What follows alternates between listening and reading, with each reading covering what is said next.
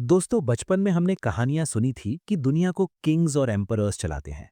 बड़े हुए तो हमें बताया गया कि दुनिया को डेमोक्रेसी चलाती है, कि आपका वोट सबसे ताकतवर है। हमें बताया गया कि जो बाइडेन, व्लादिमीर पुतिन या नरेंद्र मोदी दुनिया के सबसे पावरफुल लोग हैं। लेकिन मैं आपसे कहूं कि ये सब एक झूठ है, एक बहुत बड़ा इल्यूजन है। इमेजिन कीजिए एक ऐसी ताकत को जो बॉर्डर नहीं मानती, जो किसी कॉन्स्टिट्यूशन को फॉलो नहीं करती। एक ऐसी ताकत जो सुबह फैसला करे तो शाम तक इंडिया की इकॉनमी घुटनों पर आ जाए। एक ऐसी ताकत जो जब चाहे आपके घर का ईएमआई बढ़ा दे, जब चाहे पेट्रोल का दाम आसमान पर पहुंचा दे, और जब चाहे आपकी जॉब खा जाए।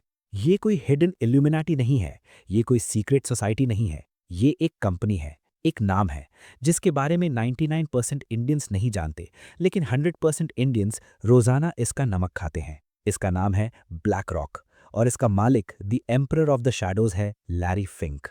आज हम उस रैबिट होल भी कूदने वाले हैं जहां से वापस आना मुश्किल है। ये आदमी 10 trillion dollar, 10 lakh crore dollar manage करता है। कॉन्टेक्स्ट के लिए, ये इंडिया, यूके और जर्मनी की पूरी इकोनॉमी, जीडीपी को मिला दिया जाए तब भी ब्लैक रॉक बड़ा है। कॉन्स्पिरेसी थ्योरिस्ट्स इसे the head of the new world order कहते हैं। वॉल स्ट्रीट इसे द किंग कहता है, लेकिन मैं इसे कहूंगा the man who owns the world. आज हम पर्दा उठाएंगे एलाडिन से, वो एआई सुपर कंप्यूटर जो पेंटागन से ज्यादा पावरफुल है। हम समझेंगे द ग्रेट रीसेट, कि कैसे ये कंपनी चाहती है कि you will own nothing and you will be happy. और हम जानेंगे उस $100 मिलियन की गलती के बारे में, जिसने एक सिंपल लड़के को दुनिया का सबसे खतरनाक फाइनेंशियल प्रेडेटर बना दिया। स्वागत है the real game of thrones में। The Indian connection, you are already a victim. Video शुरू करने से पहले एक रियलिटी चेक लीजिए। आपको लगता है लैरी फिंक अमेरिका की समस्या है? Think again. जब आप सुबह उठकर कोलगेट से ब्रश करते हैं, कोलगेट का बड़ा शेयर होल्डर कौन है? Black rock. जब आप ऑफिस जाने के लिए ऊबर बुक करते हैं, ऊबर का शेयर होल्डर कौन है? Black rock.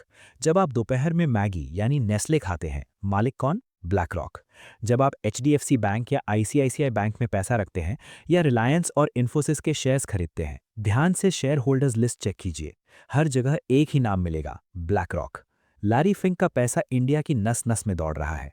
अगर लैरी फिंक कल सुबह उठकर डिसाइड करे कि इंडिया अब प्रॉफिटेबल नहीं रहा और वो सेल बटन दबा दे, तो सेंसेक्स इतना नीचे गिरेगा कि 2008 का क्रैश एक छोटी सी चोट लगेगी। हम सब जाने अनजाने में लैरी फिंक के बनाए हुए पिंजरे यानी केज में रह रहे हैं। लेकिन ये आदमी इतना पावरफुल बना कैसे?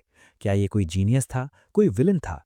सच्चाई ये है कि ये सब शुरू हुआ एक फेलियर से, एक ऐसी हार से जिसने लैरी फिंक की आत्मा को मार दिया और एक मशीन को पैदा किया। The origin, the shoe store and the dream. Lawrence Douglas Fink, जन्म 1952, लॉस एंजलिस, कैलिफोर्निया। एक मिडिल क्लास जूइश परिवार। पिता एक जूतों की दुकान के मालिक थे, माँ इंग्लिश प्रोफेसर थी। कोई ओल्ड मनी नहीं था, कोई इल्यूमिनाटी ब्लड लाइन नहीं थी। लैरी बचपन में एवरेज था, पढ़ाई में ठीक ठाक। उसने अपने पिता की दुकान पर काम किया, जूतों के बॉक्स उठाए। लेकिन लैरी के दिमाग में एक चीज अलग थी, नंबर्स। उसे पैटर्न्स दिखते थे। उसे दिखता था कि पैसा कैसे फ्लो करता है। यूसीएलए से पॉलिटिकल साइंस पढ़ने के बाद उसने रियल एस्टेट में एमबीए किया, लेकिन उसका दिल वॉल स्ट्रीट के लिए धड़क रहा था। वो दौर था 1970s का। वॉल स्ट्रीट पर काउबॉयज का राज था, बड़े सूट्स, महंगी सिगार्स, शराब और पार्टीज। लैरी फिंक वैसा नहीं था। वो एक नर्ड था, चश्मा पहनता था, शांत रहता था। लेकिन उसके दिमाग में एक कैलकुलेटर चलता था जो कभी बंद नहीं होता था। 1976 में 23 साल की उम्र में लैरी न्यूयॉर्क आया। उसने ज्वाइन किया फर्स्ट बॉस्टन, एक लेजेंडरी इन्वेस्टमेंट बैंक।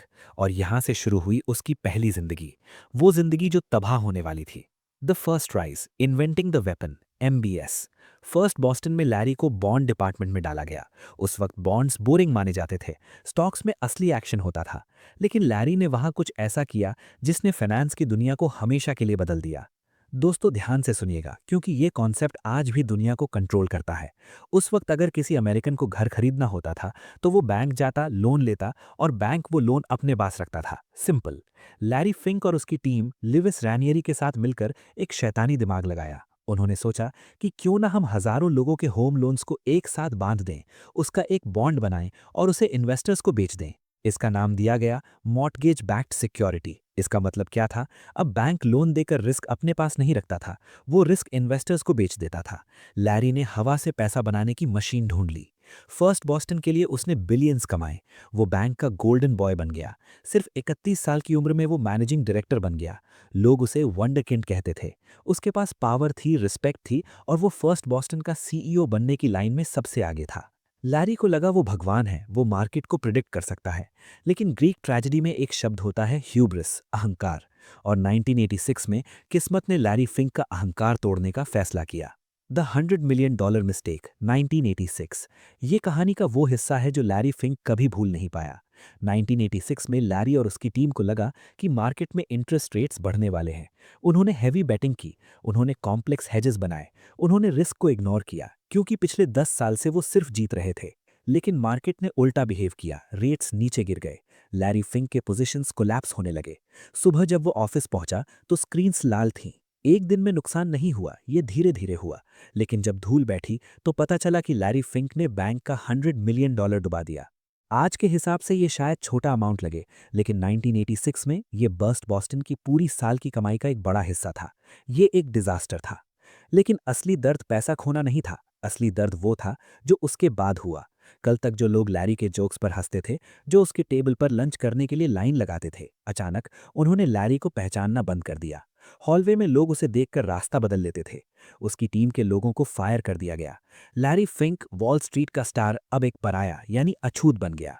1988 में फर्स्ट बॉस्टन ने उसे क्वाइटली निकाल दिया। वो घर गया, टूटा हुआ, बेइज्जत। लैरी फिंक अपने घर के लिविंग रूम में बैठा रोता नहीं था, वो सोचता था। उसने अपनी गलती को एनालाइज किया। उसने सोचा कि मुझसे गलती कहाँ हुई, मैं तो जीनियस था। और उसे जवाब मिला। जवाब ये नहीं था कि उसका प्रिडिक्शन गलत था, जवाब ये था कि मैं रिस्क को समझ नहीं पाया। उसने रियलाइज किया कि वॉल स्ट्रीट पर सब लोग प्रॉफिट के पीछे भागते हैं। सब कहते हैं कि मुझे पैसा बना कर दो, लेकिन कोई ये नहीं कहता कि मेरा पैसा बचाओ। कोई भी रिस्क मैनेजमेंट नहीं करता। वहीं उस अंधेरे में, उस बेइज्जती की आग में एक नया विजन पैदा हुआ।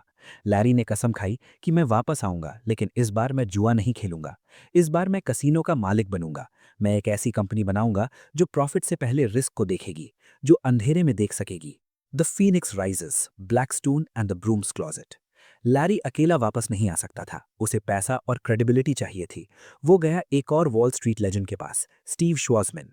दोस्तों, ये नाम याद रखिएगा। स्टीव श्वार्ज़मैन आज ब्लैकस्टोन के मालिक हैं, जो दुनिया की सबसे बड़ी प्राइवेट इक्विटी फर्म है। ये दोनों फर्म्स आज कंपिटिटर्स हैं, लेकिन तब ये दोस्त थे। लैरी ने स्टीव से कहा, स्टीव, मेरे पास एक आइडिया है, एक ऐसी इन्वेस्टमेंट फर्म जो कंप्यूटर्स और टेक्नोलॉजी का यूज करके रिस्क कैलकुलेट करेगी। हम अंधाधुंध पैसा नहीं लगाएंगे। स्टीव श्वार्ज़मैन को लैरी के टैलेंट पर भरोसा था, बावजूद उस $100 मिलियन लॉस के। स्टीव ने कहा, ओके, मैं तुम्हें $5 मिलियन देता हूं, तो मेरी कंपनी के अंदर एक छोटी यूनिट शुरू करो। कंपनी का नाम रखा गया ब्लैकस्टोन फाइनेंशियल मैनेजमेंट। ऑफिस कहाँ मिला? कोई बड़ा ग्लास टावर नहीं, एक छोटा सा कमरा। कुछ लोग कहते हैं वो एक ब्रूम क्लोजेट यानी झाड़ू रखने की जगह जैसा था। वहां से लारी ने अपनी नई टीम बनाई। लेकिन लारी ने किन लोगों को हायर किया? उसने वॉल स्ट्रीट की टिपिकल अल्फा मेल्स जो चिल्लाते हैं, गालियां देते हैं, को हायर नहीं किया। उसने हायर किया नर्ड्स को, मैथमेटिशियंस, फिजिसिस्ट्स, कंप्यूटर इंजीनियर्स, ऐसे लोग जो कोडिंग जानते थे। लैरी का मकसद था फाइनेंस को साइंस बनाना। The algorithm of God, the birth of Aladdin. यहाँ 1988 में लैरी फिंक ने अपनी टीम के साथ मिलकर एक सॉफ्टवेयर लिखना शुरू किया। वो चाहते थे एक ऐसा सिस्टम जो उन्हें बता सके कि अगर कल जापान में भूकंप आया तो अमेरिका के बॉन्ड मार्केट पर एग्जैक्ट क्या असर पड़ेगा। अगर ऑयल प्राइस $2 बढ़ा तो इन्फ्लेशन कितना बढ़ेगा। इस सिस्टम का नाम रखा गया Aladdin, asset liability debt and derivative investment network. शुरू में ये बस एक टूल था, एक सिंपल कैलकुलेटर, लेकिन लैरी इससे ऑब्सेसिव हो गया। उसने इसमें दुनिया भर का डेटा फीड करना शुरू किया, हर स्टॉक, हर बॉन्ड, हर करेंसी।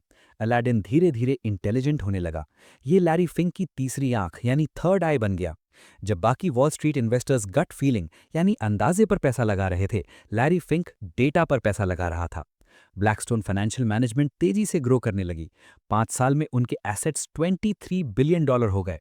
लेकिन सक्सेस के साथ आई ईगो। स्टीव श्वार्ज़मैन, ब्लैकस्टोन का मालिक, लैरी को बस एक एम्प्लॉय समझता था। लैरी खुद को पार्टनर समझता था। दोनों के बीच झगड़े शुरू हो गए, कॉम्पनसेशन को लेकर, इक्विटी को लेकर। The greatest mistake in wall street history, 1994। 1994 में बात हद से बढ़ गई। स्टीव शॉर्ट्समैन और लैरी फिंक का डिवोर्स हो गया। स्टीव ने कहा, तुम मेरी कंपनी से अलग हो जाओ, मैं तुम्हारा हिस्सा बेच देता हूं। स्टीव ने लैरी की कंपनी, जो अभी छोटी थी, उसे एक बैंक, पीएनसी बैंक को बेच दिया। कीमत क्या थी? सिर्फ $240 मिलियन। आज स्टीव शॉर्ट्समैन इंटरव्यूज में कहते हैं, selling black rock was the biggest mistake of my life. क्योंकि जिस कंपनी को उन्होंने $240 मिलियन में बेचा, आज वो $10 ट्रिलियन की ब्लैक रॉक बन चुकी है। ये फाइनेंस हिस्ट्री की सबसे बड़ी ब्लंडर थी। लेकिन लैरी खुश था, वो आज़ाद था। उसने अपनी कंपनी का नाम बदल दिया, ब्लैकस्टोन नहीं, अब वो ब्लैक रॉक था। नाम सिमिलर रखा ताकि कंफ्यूजन हो और थोड़ी क्रेडिबिलिटी मिले, लेकिन स्टोन से रॉक बन गया। अब लैरी के पास उसका किला था, उसके पास उसका हथियार था और उसके पास एक भूख थी जो कभी मिटने वाली नहीं थी। लेकिन दुनिया अभी भी लैरी फिंक को नहीं जानती थी। वो अभी भी एक आम अमीर आदमी था।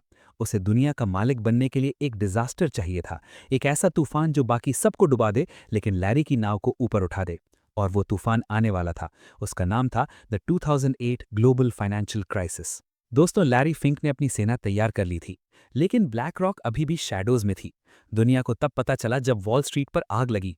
जब 2008 में लीमन ब्रदर्स गिरा और दुनिया का फाइनेंशियल सिस्टम कोलैप्स होने लगा, तो अमेरिकन गवर्नमेंट ने प्रेसिडेंट को कॉल नहीं किया, उन्होंने लैरी फिंक को कॉल किया। क्यों? ऐसा क्या था लैरी के पास जो अमेरिका के सेंट्रल बैंक के पास भी नहीं था? और कैसे एक प्राइवेट कंपनी ने अमेरिका की इकोनॉमी को हाईजैक कर लिया? तो अब हम देखेंगे the rise of the fourth branch of government. हम डीप डाइव करेंगे अलादीन के अंदर, वो एआई जो आज एप्पल, माइक्रोसॉफ्ट और गूगल का पैसा मैनेज करता है।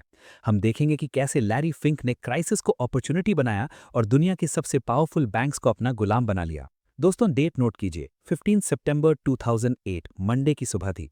वॉल स्ट्रीट पर सन्नाटा छा गया था। लीमन ब्रदर्स, जो दुनिया का चौथा सबसे बड़ा इन्वेस्टमेंट बैंक था, वो कोलैप्स हो गया। ये फाइनेंशियल हिस्ट्री का 9/11 था। लोग सड़कों पर रो रहे थे, एटीएम मशीन्स खाली हो गई थी। दुनिया का फाइनेंशियल सिस्टम फ्रीज हो गया था। बैंक्स एक दूसरे पर भरोसा नहीं कर रहे थे। अमेरिकन गवर्नमेंट, फेडरल रिजर्व और ट्रेजरी पैनिक मोड में थी।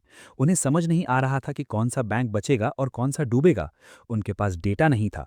उन्हें नहीं पता था कि किस बैंक की तिजोरी में कितना कचरा यानी टॉक्सिक एसेट्स पड़ा है। उस अंधेरे में वॉशिंगटन डीसी में फोन की घंटी बजी। यूएस ट्रेजरी सेक्रेटरी टिम गाइथन ने फोन उठाया। उन्होंने प्रेसिडेंट बुश को कॉल नहीं किया, उन्होंने वॉरेन बफेट को कॉल नहीं किया, उन्होंने कॉल किया लैरी फिंक को। क्यों? क्योंकि लैरी फिंक के पास वो चीज थी जो अमेरिका की सरकार के पास भी नहीं थी। उसके पास एक मैजिक लैंप था, एक ऐसा सॉफ्टवेयर जो अंधेरे में देख सकता था। उसका नाम था अलादीन। टिम गाइथन ने कहा, लैरी, हमारा सिस्टम फेल हो गया है। हमें नहीं पता किसके पास कितना रिस्क है। प्लीज हमारे एसेट्स मैनेज करो, हमें बचाओ। इस मोमेंट पर डेमोक्रेसी मर गई। एक प्राइवेट आदमी जिसे किसी ने इलेक्ट नहीं किया, वो अब अमेरिका का सेंट्रल बैंक चला रहा था। लोग इसे कहते हैं the fourth branch of government. Legislature, executive, judiciary और BlackRock. The beast in the basement, what is Aladdin. इससे पहले कि हम आगे बढ़े, हमें समझना होगा कि लैरी की असली ताकत क्या है। ब्लैक रॉक की ताकत लैरी का दिमाग नहीं है, उसकी ताकत है Aladdin, asset liability debt and derivative investment network. ये क्या है? वॉशिंगटन स्टेट ईस्ट वेनेंची में ब्लैक रॉक के मैसिव डेटा सेंटर्स हैं। वहां हजारों सर्वर्स दिन रात चलते हैं। ये सर्वर्स दुनिया के हर फाइनेंशियल ट्रांजैक्शन को मॉनिटर करते हैं। इमेजिन कीजिए, दुनिया का फाइनेंस एक वीडियो गेम है। हम सब प्लेयर्स हैं, हमें ब्लाइंड है, हमें सिर्फ अपना छोटा सा हिस्सा दिखता है। लेकिन लैरी फिंक के पास गॉड मोड है। अलादीन उसे पूरा मैप दिखाता है। अलादीन दुनिया के $21 ट्रिलियन, ये एस्टिमेटेड फिगर है, कि एसेट्स को ट्रैक करता है। ये फिगर दुनिया की जीडीपी का लगभग 20% है।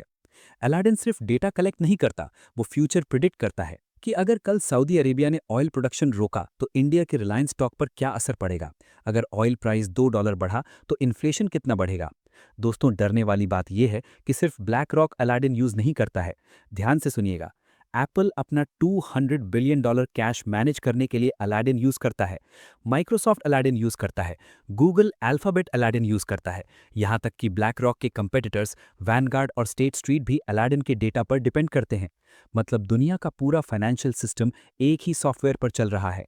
अगर कल अलादीन हैक हो गया या अगर लैरी फिंक ने एक गलत कोड डाल दिया तो दुनिया की इकोनॉमी डिलीट हो सकती है। ये फाइनेंस का गूगल है और लैरी फिंक इसका सुंदर पिचई नहीं, इसका मालिक है। The salvage master, profiting from disaster. वापस चलते हैं 2008 में। सरकार ने लैरी फिंक को हायर किया। काम क्या था? बेस्टियंस और एआईजी के डूबते हुए एसेट्स को संभालना। सरकार ने कहा, लैरी ये $130 बिलियन का कचरा है, इसे बेचो, संभालो, जो करना है करो, बस मार्केट क्रैश मत होने दो। ये कॉन्ट्रैक्ट बिना किसी बिडिंग के ब्लैक रॉक को दिया गया। क्यों? क्योंकि सरकार के पास कोई ऑप्शन नहीं था। सिर्फ अलादीन ही वो कॉम्प्लेक्स कैलकुलेशंस कर सकता था। ब्लैक रॉक ने सरकार से मिलियंस ऑफ डॉलर्स फीस ली, लेकिन असली फायदा फीस नहीं था, असली फायदा था इंफॉर्मेशन। सोचिए, ब्लैक रॉक एक हाथ से सरकार के लिए बैंक्स को ऑडिट कर रहा था कि कौन सा बैंक कमजोर है, और दूसरे हाथ से ब्लैक रॉक उन्हीं बैंक्स के शेयर्स खरीद और बेच रहा था अपने क्लाइंट्स के लिए। ये वैसा ही है जैसे एग्जाम का पेपर सेट करने वाला टीचर ही ट्यूशन पढ़ा रहा हो। कॉन्फ्लिक्ट ऑफ इंटरेस्ट का सबसे बड़ा एग्जाम्पल। लैरी फिंक को पहले पता चल जाता था कि कौन सा बैंक बचने वाला है और कौन सा मरने वाला है। जब दुनिया जल रही थी, ब्लैक रॉक सोना इकट्ठा कर रहा था। 2008 के क्राइसिस ने बाकी सबको डुबा दिया, लेकिन ब्लैक रॉक को दुनिया का सबसे पावरफुल फाइनेंशियल इंस्टीट्यूशन बना दिया। अब लैरी फिंक वॉल स्ट्रीट का पराया नहीं, अब वो द फिक्सर था। वो आदमी जिसके पास प्रेसिडेंट का डायरेक्ट नंबर था। The acquisition that changed everything, 2009। Crisis के बाद लैरी फिंक रुका नहीं। उसने देखा कि बैंक्स कमजोर हैं, वो बिकने को तैयार हैं। 2009 में बार्कलेज बैंक यूके मुसीबत में था। उन्हें कैश चाहिए था। लैरी फिंक ने मौका देखा। उसने बार्कलेज का सबसे कीमती हीरा, बार्कलेज ग्लोबल इन्वेस्टर्स बीजीआई, खरीद लिया। कीमत $13.5 बिलियन। ये डील हिस्ट्री की सबसे बड़ी फाइनेंशियल डील मानी जाती है। क्यों? क्योंकि बीजीआई के पास एक प्रोडक्ट था, आई शेयर्स। आई शेयर्स मतलब ईटीएफ्स, एक्सचेंज ट्रेडेड फंड्स। उस वक्त लोग ईटीएफ्स को छोटा समझते थे, लेकिन लैरी फिंक ने फ्यूचर देख लिया था। उसे पता था कि लोग अब एक्टिव इन्वेस्टिंग यानी स्टॉक पिक करना छोड़ देंगे और पैसिव इन्वेस्टिंग यानी इंडेक्स फंड खरीदने शुरू करेंगे। इस एक डील ने ब्लैक रॉक के एसेट्स को डबल कर दिया। रातों रात ब्लैक रॉक दुनिया का नंबर 1 एसेट मैनेजर बन गया। उसने फिडेलिटी, स्टेट स्ट्रीट, वैनगार्ड सबको पीछे छोड़ दिया। अब लैरी फिंक सिर्फ अमीर लोगों का पैसा मैनेज नहीं कर रहा था, वो पेंशन फंड्स मैनेज कर रहा था। Teachers, firefighters, police officers, nurses, इन सब का रिटायरमेंट पैसा अब लैरी फिंक की मुट्ठी में था। The shadow banking system, too big to fail. BlackRock एक बैंक नहीं है। बैंक पर सख्त नियम यानी रेगुलेशंस होते हैं। बैंक्स को रिजर्व रेशियो रखना पड़ता है। अगर बैंक डूबता है तो सरकार यानी एफडीआईसी उसे बचाती है। लेकिन ब्लैक रॉक ये एक एसेट मैनेजर है। इस पर बैंकिंग रेगुलेशंस लागू नहीं होते। इसे कहते हैं शैडो बैंकिंग। ये बैंक्स वाला काम करते हैं यानी लेंडिंग, इन्वेस्टिंग, लेकिन बिना बैंक वाले रूल्स के। अगर कल ब्लैक रॉक फेल हुआ, गॉड फॉरबिड, तो उसे बेल आउट कौन करेगा? सरकार? सरकार के पास इतना पैसा ही नहीं है। ब्लैक रॉक अब टू बिग टू फेल से आगे निकल चुका है। ये टू बिग टू सेव बन चुका है। क्रिटिक्स कहते हैं कि ब्लैक रॉक एक सिस्टेमिक रिस्क है। अगर अलादीन में एक दिन के लिए भी ग्लिच आ जाए तो दुनिया भर के stock exchanges, New York, London, Tokyo, Mumbai freeze हो जाएंगे। एटीएम से पैसे नहीं निकलेंगे, क्रेडिट कार्ड्स काम नहीं करेंगे। हमारी पूरी सिविलाइजेशन एक प्राइवेट कंपनी के सर्वर रूम पर टिकी हुई है। The network of elites, the revolving door. Larry Fink ने सिर्फ पैसा नहीं कमाया, उसने इन्फ्लुएंस कमाया। ब्लैक रॉक और व्हाइट हाउस के बीच एक रिवॉल्विंग डोर यानी घूमता हुआ दरवाजा है। ब्लैक रॉक के एग्जीक्यूटिव्स सरकार में जाते हैं, सरकार के लोग रिटायर होकर ब्लैक रॉक में आते हैं। एग्जाम्पल्स देखिए। ब्रायन डीस ओबामा के एडवाइजर थे, फिर ब्लैक रॉक में global head of sustainable investing बने, फिर बाइडेन के नेशनल इकोनॉमिक काउंसिल के डायरेक्टर बने। वॉली अडेयमो ब्लैक रॉक के चीफ ऑफ स्टाफ थे, फिर बाइडेन के डेप्यूटी ट्रेजरी सेक्रेटरी बने। टॉमस डोनेलन ओबामा के नेशनल सिक्योरिटी एडवाइजर थे, अब ब्लैक रॉक इन्वेस्टमेंट इंस्टीट्यूट के चेयरमैन हैं। मतलब रेगुलेटर यानी सरकार और रेगुलेटेड यानी ब्लैक रॉक सेम टीम में है। ये मैच फिक्सिंग है। अगर ब्लैक रॉक कोई गलती करे तो क्या सरकार उन्हें सजा देगी? मुश्किल है, क्योंकि जांच करने वाला ऑफिसर शायद कल ब्लैक रॉक में जॉब मांगने जाने वाला हो। इस नेटवर्क ने लैरी फिंक को अनटचेबल बना दिया है। दोस्तों, अब तक हमने देखा कि कैसे ब्लैक रॉक ने सिस्टम को कैप्चर किया, कैसे उसने टेक्नोलॉजी, अलादीन और पॉलिटिक्स व्हाइट हाउस को यूज करके दुनिया का फाइनेंशियल कंट्रोल अपने हाथ में लिया। लेकिन आप सोचेंगे कि इससे मेरी लाइफ पर क्या असर पड़ता है, मैं तो शेयर मार्केट में इन्वेस्ट नहीं करता। गलत। असली खेल अब शुरू होगा, जहां हम देखेंगे द इल्यूजन ऑफ चॉइस। हम देखेंगे कि कैसे ब्लैक रॉक आपके किचन में घुस चुका है। आप पेप्सी पिएं या कोक, मुनाफा लैरी को जाता है। आप एप्पल का फ़ोन लें या माइक्रोसॉफ्ट का लैपटॉप, मालिक लैरी फिंक है। आप फ्लाइट बुक करें या दवाई खाएं, हम पर्दा उठाएंगे कॉमन ओनरशिप से। एक ऐसा जाल जिसमें हम सब फंसे हुए हैं। तो दोस्तों, जब आप सुपरमार्केट जाते हैं तो आपको लगता है आपके पास चॉइस है। आप सोचते हैं मैं पेप्सी लूं या कोक। आप सोचते हैं मैं एप्पल का आईफोन लूं या सैमसंग का लैपटॉप। आप सोचते हैं मैं एचडीएफसी बैंक में अकाउंट खोलूं या आईसीआईसीआई में। आपको लगता है ये कंपनीज आपस में दुश्मन हैं। आपको लगता है ये कंपटीशन कर रही हैं आपका दिल जीतने के लिए। ये दुनिया का सबसे बड़ा झूठ यानी लाय है। ये कंपटीशन नहीं है, ये मैच फिक्सिंग है। क्योंकि अगर आप पर्दे के पीछे जाकर देखेंगे तो आपको दिखेगा कि इन सब कंपनीज का मालिक यानी मेजर शेयर होल्डर एक ही है, ब्लैक रॉक। लैरी फिंक को फर्क नहीं पड़ता आप पेप्सी पीते हैं या कोक, क्योंकि जब आप पेप्सी खरीदते हैं प्रॉफिट ब्लैक रॉक को जाता है। जब आप कोक खरीदते हैं प्रॉफिट ब्लैक रॉक को जाता है। जब आप फ्लाइट बुक करते हैं, चाहे वो इंडिगो हो, एयर इंडिया हो या बोइंग एयरबस हो, मुनाफा लैरी की जेब में जाता है। इसे कहते हैं द इल्यूजन ऑफ चॉइस।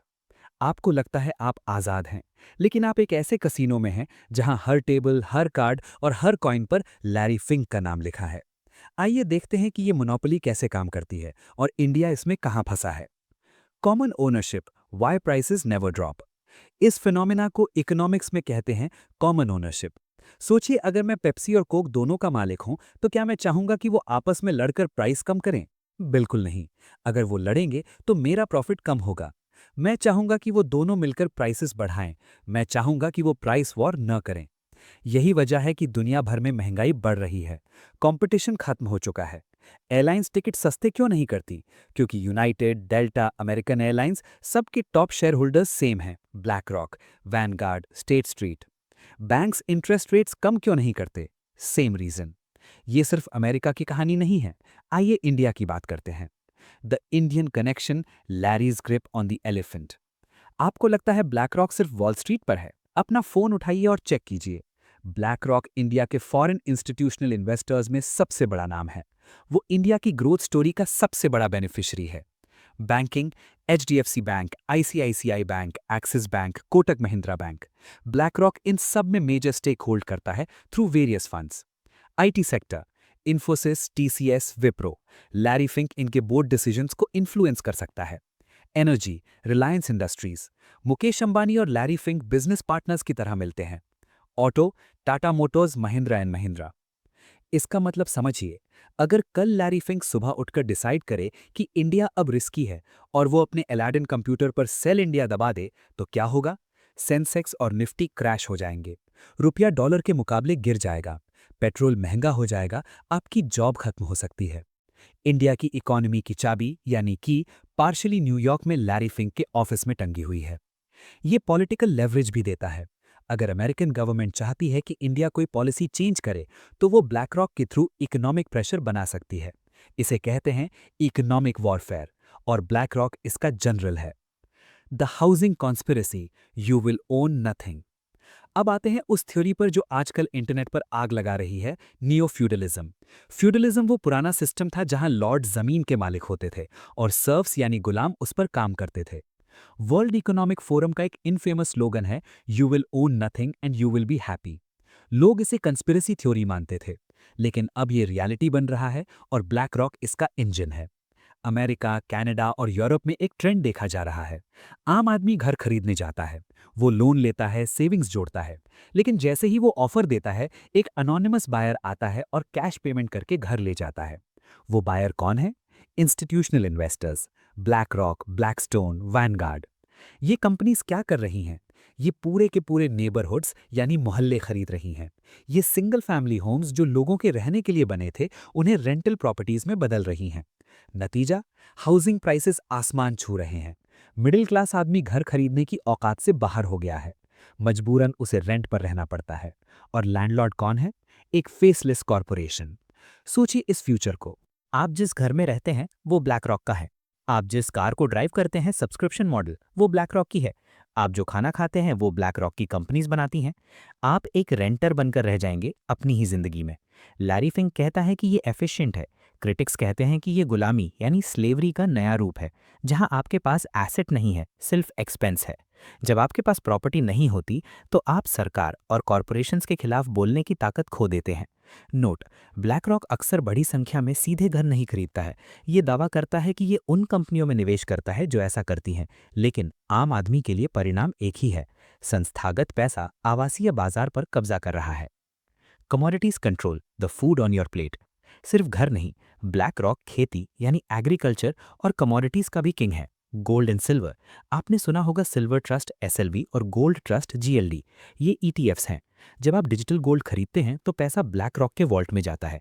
कुछ एनालिस्ट्स का मानना है कि ब्लैक रॉक और बैंक्स मिलकर गोल्ड और सिल्वर के प्राइसेस को मैनिपुलेट यानी कंट्रोल करते हैं।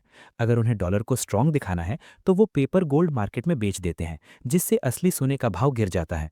फूड सप्लाई, दुनिया की सबसे बड़ी सीड्स और pesticide companies Bayer Monsanto, Archer Daniels Midland, Tyson Foods, इन सब में ब्लैक रॉक का मैसिव स्टेक है। खाना क्या उगाया जाएगा, जेनेटिक मॉडिफिकेशन यानी जीएमओ होगा या नहीं, प्राइस क्या होगा, ये किसान डिसाइड नहीं करता, ये न्यूयॉर्क के बोर्ड रूम्स में डिसाइड होता है।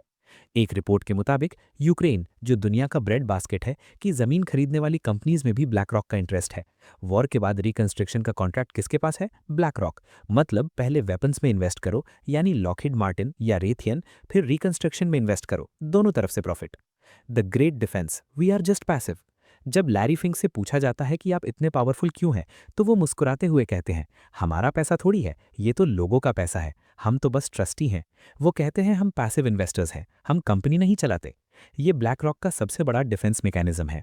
वो कहते हैं हम तो बस इंडेक्स फॉलो करते हैं, लेकिन सच्चाई ये है कि जब आपके पास 5% या 10% शेयर्स होते हैं तो आप किंग मेकर होते हैं। अगर लैरी फिंक किसी सीईओ को फ़ोन करके कहें कि मुझे तुम्हारी पॉलिसी पसंद नहीं आई, तो वो सीईओ रात को सो नहीं पाएगा, क्योंकि लैरी फिंक अगले शेयर होल्डर मीटिंग में उस सीईओ को फायर करवा सकता है। इस ताकत का इस्तेमाल लैरी फिंक ने कैसे किया? उसने दुनिया को एक नई दिशा दी, एक ऐसी दिशा जो कुछ लोगों के लिए बचाव है और कुछ लोगों के लिए वोक वायरस। उसका नाम है ईएसजी।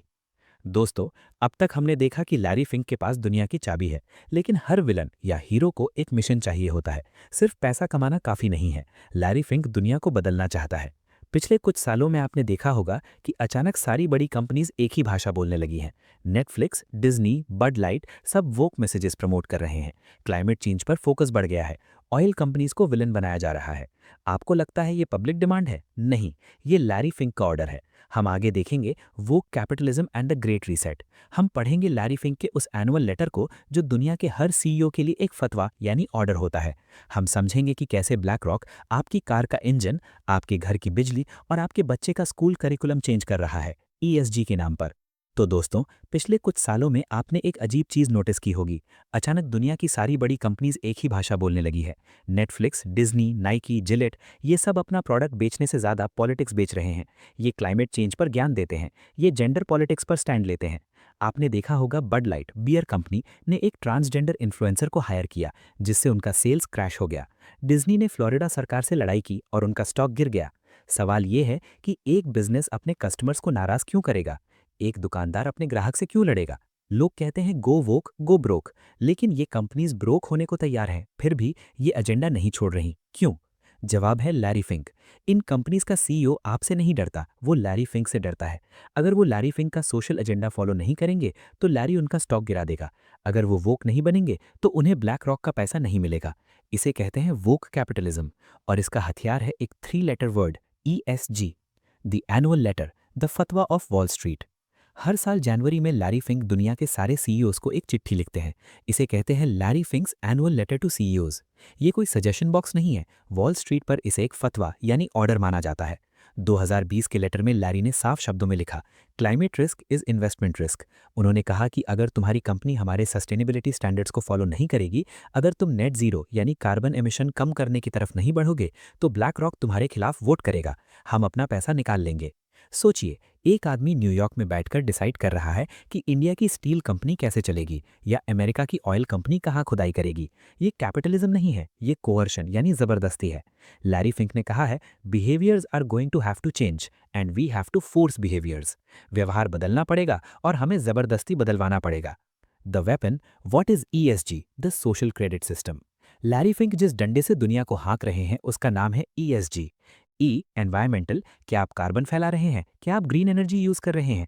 एस सोशल, क्या आपके बोर्ड में डाइवर्सिटी है, क्या आप LGBTQ+ राइट सपोर्ट करते हैं, क्या आप पॉलिटिकल कॉजेज में डोनेट करते हैं। जी गवर्नेंस, कंपनी कैसा चल रही है।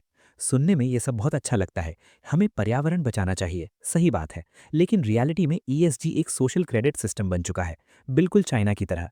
अगर किसी कंपनी का ESG स्कोर कम है, मान लीजिए वो ऑयल निकालती है या गन बनाती है, तो ब्लैक रॉक उसमें इन्वेस्ट नहीं करेगा, बैंक्स उसे लोन नहीं देंगे क्योंकि बैंक्स भी ESG फॉलो करते हैं, इंश्योरेंस कंपनीज उसे इंश्योर नहीं करेंगी। नतीजा, वो कंपनी बंद हो जाएगी, चाहे वो प्रॉफिटेबल हो, चाहे कस्टमर्स उसे पसंद करते हो। अगर लैरी का ESG मीटर डाउन है तो धंधा बंद। यही वजह है कि कंपनीज ग्रीन वॉशिंग करती हैं, वो दिखावा करती हैं कि वो अच्छी हैं ताकि उनका ESG स्कोर बढ़े और ब्लैक रॉक का पैसा आता रहे। आपकी पसंद मैटर नहीं करती, स्कोर मैटर करता है। The Exxon Mobil coup, show of force. आप सोचेंगे कि क्या सच में लैरी फिंक इतना पावरफुल है कि बड़ी कंपनीज को हिला सके। एग्जाम्पल देखिए, एक्सॉन मोबिल दुनिया की सबसे बड़ी और सबसे घमंडी ऑयल कंपनी थी। वो क्लाइमेट चेंज एक्टिविस्ट्स की बात नहीं सुनती थी। 2021 में एक छोटे से एक्टिविस्ट हेज फंड ने एक्सॉन के खिलाफ जंग छेड़ी। उनके पास एक्सॉन के सिर्फ 0.02% शेयर्स थे। नॉर्मल हालात में एक्सॉन उन्हें कुचल देता, लेकिन इस हेज फंड के पीछे कौन खड़ा हो गया? Black rock. लैरी फिंक ने एक्सॉन के मैनेजमेंट से कहा कि तुम्हारे बोर्ड ऑफ डायरेक्टर्स पुराने ख्यालात के हैं, उन्हें हटाओ। एक्सॉन ने मना कर दिया तो ब्लैक रॉक ने अपनी वोटिंग पावर यूज की, क्योंकि वो एक्सॉन का बड़ा शेयर होल्डर है। उन्होंने एक्सॉन के 3 बोर्ड मेंबर्स को फायर करवा दिया और वहां अपने पसंद के ग्रीन एनर्जी सपोर्टर्स बिठा दिए। दुनिया हैरान रह गई। एक इन्वेस्टमेंट फर्म ने दुनिया की सबसे बड़ी ऑयल कंपनी का तख्ता पलट कर दिया। मैसेज साफ था, अगर तुम लैरी फिंक की बात नहीं सुनोगे तो वो तुम्हें तुम्हारी ही कंपनी से निकाल देगा। The great reset, you will be happy. अब आते हैं उस कॉन्स्पिरेसी थ्योरी पर जो सच्चाई के बहुत करीब है। The great reset. World economic forum के चेयरमैन क्लाउस श्वाब और लैरी फिंक पुराने दोस्त हैं। Black rock world economic forum का स्ट्रेटेजिक पार्टनर है। इनका विजन है स्टेक होल्डर कैपिटलिज्म, मतलब कंपनी सिर्फ प्रॉफिट के लिए नहीं बल्कि सोशल गुड के लिए काम करें। क्रिटिक्स कहते हैं कि ये ग्लोबल गवर्नमेंट बनाने का तरीका है, क्योंकि सोशल गुड क्या है ये कौन डिसाइड करेगा? लैरी फिंक और क्लाउस श्वाब। आपने इन्हें वोट नहीं दिया, लेकिन ये डिसाइड करेंगे कि आप गाड़ी चलाएंगे या साइकिल, एनवायरनमेंट के लिए। ये डिसाइड करेंगे कि आप मीट खाएंगे या कीड़े, इंसेक्ट्स या प्लांट बेस्ड, कार्बन फुटप्रिंट के लिए। इसी एजेंडा के तहत कोल प्लांट्स बंद किए जा रहे हैं, जिससे बिजली महंगी हो रही है, फार्मर्स पर रेस्ट्रिक्शंस लगाए जा रहे हैं। श्रीलंका और नेदरलैंड्स में देखा गया। डिजिटल करेंसी CBDC प्रमोट की जा रही है ताकि हर ट्रांजैक्शन ट्रैक हो सके। लैरी फिंक इस प्लान का फाइनेंसियर है। बिना ब्लैक रॉक के पैसे की ग्रेट रीसेट सिर्फ एक सपना होता, लैरी ने उसे रियलिटी बना दिया है। The Indian context, Adani, Reliance and the green trap. India में इसका क्या असर है? आप देखेंगे कि रिलायंस इंडस्ट्रीज, मुकेश अंबानी और अदानी ग्रुप, गौतम अदानी, अचानक ग्रीन एनर्जी पर बिलियंस इन्वेस्ट कर रहे हैं। क्यों? क्योंकि उन्हें पता है कि अगर उन्हें फॉरेन इन्वेस्टमेंट चाहिए तो उन्हें लैरी फिंक के ESG स्टैंडर्ड्स को मैच करना पड़ेगा। अगर कल अदानी ग्रुप का ESG स्कोर गिर गया तो ब्लैक रॉक और दूसरे FIIs अपना पैसा निकाल लेंगे। इंडियन स्टॉक मार्केट क्रैश हो जाएगा। इसीलिए इंडियन कंपनीज को भी वही नाच नाचना पड़ता है जो न्यूयॉर्क में बज रहा है। लेकिन इसमें एक हाइपोक्रेसी है। लैरी फिंक अमेरिका और यूरोप में ऑयल कंपनीज को बंद करवा रहे हैं, लेकिन चाइना में? ब्लैक रॉक चाइना में बिलियंस इन्वेस्ट करता है। चाइना दुनिया का सबसे बड़ा पॉल्यूटर है। वहाँ ह्यूमन राइट्स वायलेशंस होते हैं, लेकिन लैरी फिंक वहाँ चुप रहते हैं। वहाँ उनका ESG मीटर खराब नहीं होता। क्यों? क्योंकि चाइना में पैसा है और वहाँ की सरकार पावरफुल है। ये दिखाता है कि ESG शायद मॉरल नहीं बल्कि पॉलिटिकल टूल है वेस्टर्न कंपनीज को कंट्रोल करने का। The backlash, the anti woke movement. लेकिन दोस्तों, हर एक्शन का रिएक्शन होता है। अब लैरी फिंक पर हमले शुरू हो गए हैं। अमेरिका के कंजर्वेटिव स्टेट्स जैसे टेक्सास, फ्लोरिडा, लुजियाना ने ब्लैक रॉक के खिलाफ जंग छेड़ी है। टेक्सास ने कहा, तुम हमारे स्टेट का पैसा यूज करके हमारी ही ऑयल इंडस्ट्री को बर्बाद कर रहे हो, ये नहीं चलेगा। टेक्सास ने ब्लैक रॉक से $8.5 बिलियन निकाल लिए। फ्लोरिडा ने $2 बिलियन निकाल लिए। उन्होंने कहा, हम अपना पैसा उस आदमी को नहीं देंगे जो अमेरिका को कमजोर कर रहा है। लैरी फिंक इस वक्त दोनों तरफ से फंसे हुए हैं। राइट विंग कहते हैं वो वोक हैं और इकोनॉमी बर्बाद कर रहे हैं। लेफ्ट विंग कहते हैं वो झूठे हैं और अभी भी फॉसिल फ्यूल्स में इन्वेस्ट करते हैं। 2023 के अपने लेटर में लैरी फिंक थोड़े डिफेंसिव दिखे। उन्होंने कहा, मैं वोक नहीं, मैं कैपिटलिस्ट हूं। लेकिन डैमेज हो चुका है। दुनिया अब ब्लैक रॉक को सिर्फ एक इन्वेस्टमेंट फर्म नहीं बल्कि एक पॉलिटिकल पार्टी की तरह देखने लगी है। दोस्तों, हमने देखा कि लैरी फिंक के पास मनी पावर है, टेक पावर है, अलादीन, और कल्चरल पावर है, ESG। लेकिन एक पावर अभी भी बची है, द ह्यूमन नेटवर्क। वो लोग जो इस सिस्टम को चला रहे हैं, वो कौन है जो लैरी फिंक के साथ डिनर करते हैं, वो कौन है जो पर्दे के पीछे ब्लैक रॉक के ऑर्डर्स एग्जीक्यूट करते हैं। अब हम देखेंगे द शैडो कैबिनेट। हम डीप डाइव करेंगे जेफरी एप्स्टीन कनेक्शन पर, इज इट रियल। हम देखेंगे वैनगार्ड और स्टेट स्ट्रीट के साथ उनका रिश्ता, क्या ये कॉम्पिटिटर्स हैं या पार्टनर्स। और हम समझेंगे कि कैसे ये लोग वॉर यानी जंग से पैसा कमाते हैं, यूक्रेन गाजा। दोस्तों, अब तक हमने ब्लैक रॉक की बात की, लेकिन क्या ब्लैक रॉक अकेला है? नहीं। वॉल स्ट्रीट पर एक कहावत है, the हाइड्राज have many heads but one body. अगर आप ब्लैक रॉक के शेयर होल्डर्स की लिस्ट देखेंगे तो आपको अक्सर टॉप पर कौन मिलेगा? वैनगार्ड। अगर आप वैनगार्ड के फंड्स देखेंगे तो वहां कौन मिलेगा? Black rock. और इनके साथ तीसरा भाई है स्टेट स्ट्रीट। ये तीनों मिलकर द बिग थ्री दुनिया की हर बड़ी कंपनी के सबसे बड़े शेयर होल्डर्स हैं। इनके पास मिलकर $20 ट्रिलियन से ज्यादा के एसेट्स हैं। ये अमेरिका की S&P 500 कंपनीज का 20 to 25% कंट्रोल करते हैं। ये कॉम्पिटिटर्स नहीं, ये पार्टनर्स हैं। ये एक कार्टेल है। अगर लैरी फिंक ब्लैक रॉक किसी कंपनी पर दबाव डालता है तो वैनगार्ड चुप करता है। वो एक दूसरे के पैर नहीं काटते। ये मिलकर डिसाइड करते हैं कि मार्केट ऊपर जाएगा या नीचे। ये मिलकर डिसाइड करते हैं कि कौन सा CEO फायर होगा। लेकिन इनका सबसे खतरनाक गठबंधन अलायंस कॉर्पोरेट वर्ल्ड में नहीं, वॉर जोन में है। The war machine, profiting from blood. दुनिया में जब भी जंग होती है, चाहे वो रशिया यूक्रेन हो या इजराइल हमास गाजा हो, आम आदमी डरता है। स्टॉक मार्केट्स गिरते हैं, तेल महंगा होता है। लेकिन ब्लैक रॉक के ऑफिस में शायद वहां चैंपेन खुलती है। क्यों? क्योंकि जंग लड़ने के लिए क्या चाहिए? हथियार, weapons, missiles, fighter jets, tanks. इन्हें बनाता कौन है? Lockheed Martin, Raytheon, Northrop Grumman, Boeing. अब जरा चेक कीजिए इन कंपनीज के टॉप शेयर होल्डर्स कौन हैं। जवाब, ब्लैक रॉक, वैनगार्ड और स्टेट स्ट्रीट। जैसे ही रशिया ने यूक्रेन पर हमला किया, डिफेंस कंपनीज के स्टॉक्स आसमान छूने लगे। लैरी फिंक के क्लाइंट्स ने बिलियंस कमाए। जितनी लंबी जंग चलेगी उतने ज्यादा मिसाइल्स बिकेंगे, उतना ज्यादा प्रॉफिट होगा। क्रिटिक्स कहते हैं कि BlackRock is the merchant of death. ये शांति नहीं चाहते, ये कॉन्फ्लिक्ट चाहते हैं। The double dip, destruction and reconstruction. लेकिन कहानी यहाँ खत्म नहीं होती। ब्लैक रॉक का दिमाग इससे कहीं आगे चलता है। पहले डिस्ट्रक्शन, तबाही से पैसा कमाओ, फिर रिकंस्ट्रक्शन, दोबारा बनाने से पैसा कमाओ। दिसंबर 2022, लैरी फिंक और यूक्रेन के प्रेसिडेंट जेलेंस्की की वीडियो कॉल होती है। जेलेंस्की ब्लैक रॉक को इनवाइट करते हैं। क्यों? ताकि ब्लैक रॉक यूक्रेन के रिकंस्ट्रक्शन फंड को मैनेज करे। सोचिए, पहले ब्लैक रॉक की ओन्ड कंपनीज ने वेपन्स बेचे जिससे यूक्रेन तबाह हुआ। अब ब्लैक रॉक वही यूक्रेन को वापस बनाने के लिए कॉन्ट्रैक्ट ले रहा है। सरकार, US EU टैक्स पेयर्स पैसा देगी यूक्रेन को, और वो पैसा घूम फिर कर वापस ब्लैक रॉक के पास आएगा इंफ्रास्ट्रक्चर प्रोजेक्ट्स के थ्रू। इसे कहते हैं the perfect business model. Head I win, tail you lose. यही मॉडल इराक में यूज हुआ था। यही मॉडल अब गाजा के लिए प्लान हो रहा है। The Epstein connection, the whisper network. अब आते हैं उस टॉपिक पर जहां मेन स्ट्रीम मीडिया चुप हो जाता है, जेफरी एप्स्टीन। डिस्क्लेमर, हम फैक्ट्स पर बात करेंगे, कॉन्स्पिरेसी थ्योरीज पर नहीं। जेफरी एप्स्टीन कोई आम क्रिमिनल नहीं था। वो एक फाइनेंशियल फिक्सर था। वो बिलियनियर्स का पैसा मैनेज करता था। वो JP मॉर्गन और वॉल स्ट्रीट के एलीट्स के बीच ब्रिज था। क्या लैरी फिंक का नाम Jeffrey Epstein's flight logs, Lolita Express में है? नहीं, अब तक के पब्लिक रिकॉर्ड्स के मुताबिक। क्लिंटन, ट्रंप और प्रिंस एंड्रयू की तरह लैरी का डायरेक्ट कनेक्शन नहीं मिला है। लेकिन वॉल स्ट्रीट एक बहुत छोटा क्लब है। ब्लैक रॉक ने 2004 में एक हेज फंड खरीदा था, हाईब्रिज। इसके फाउंडर थे ग्लेन ड्यूबिन, जो एप्स्टीन के बहुत करीबी दोस्त थे।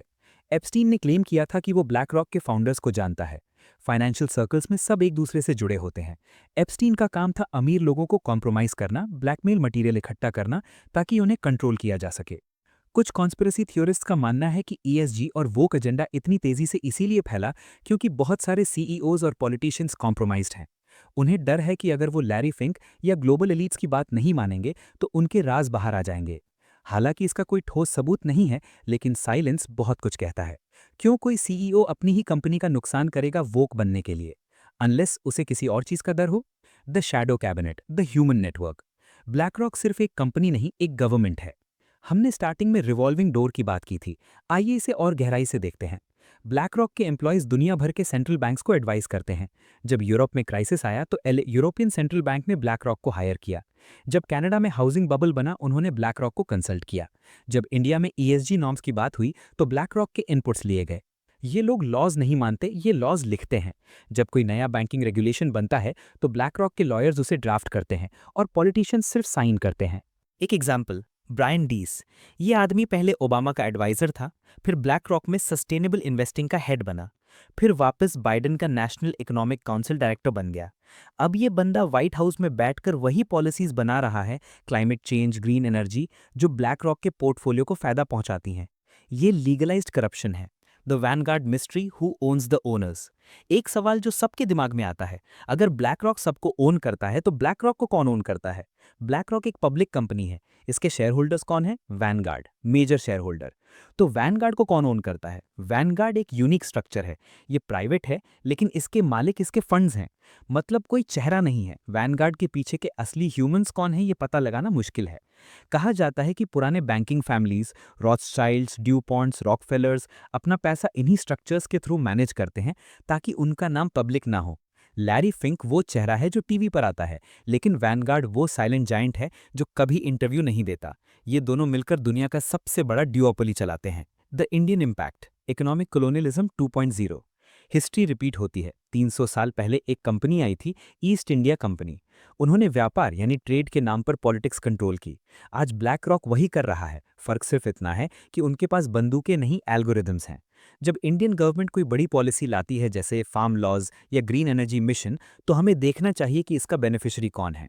ब्लैक रॉक इंडिया में हैवी इन्वेस्टमेंट कर रहा है रिन्यूएबल एनर्जी में। ये अच्छी बात है, लेकिन इसका मतलब ये भी है कि हमारी एनर्जी सिक्योरिटी अब फॉरेन हाथों में है।